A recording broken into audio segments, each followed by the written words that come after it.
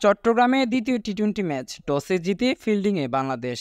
তাসকিন সাইফুদ্দিনের দুর্দান্ত শুরু, ৪২ রানে ৫ উইকেট হারালো জিম্বাবু। ধসে পড়া জিম্বাবুকে টেনে ওঠালেন বেননেট আর জনাতন। ওদের পার্টনারশিপে জিম্বাবু ১৩৮ রানে থামল।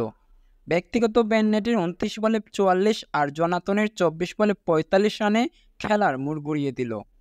১৩৯ রানের লক্ষ্যে ব্যাট করতে নামল বাংলাদেশ।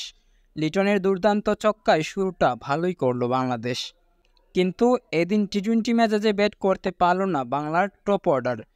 তামিমের ১৯ বলে ১৮, লিটন দাসের ২৫ বলে ২৩ আর ক্যাপ্টেন শান্তর ১৫ বলে ১৬ রানে বাংলা ১০ ওভারেই ৩ উইকেট হারালো। জাকের আলীর টি-20 ব্যাটিং দেখার অপেক্ষায় দর্শকরা, কিন্তু জাকের হতাশ করলেন। এনগারাবার বলে ক্লিন বোল্ড হয়ে পেভিলিয়নের পথ ধরলেন। মোটামুটি চাপে বাংলাদেশ। জয়ের জন্য দরকার ৩৬ বলে ৪৫ রানের।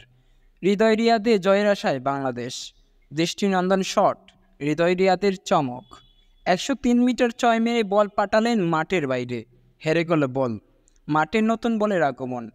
হৃদয়ের ৯৯ মিটারের ৬, বল আবারও মাঠের বাইরে। ১২ বলে দরকার ২ রান, মাহমুদুল্লাহর উইনিং শট। ৫ ম্যাচ সিরিজে ২-০তে এগিয়ে গেল বাংলাদেশ।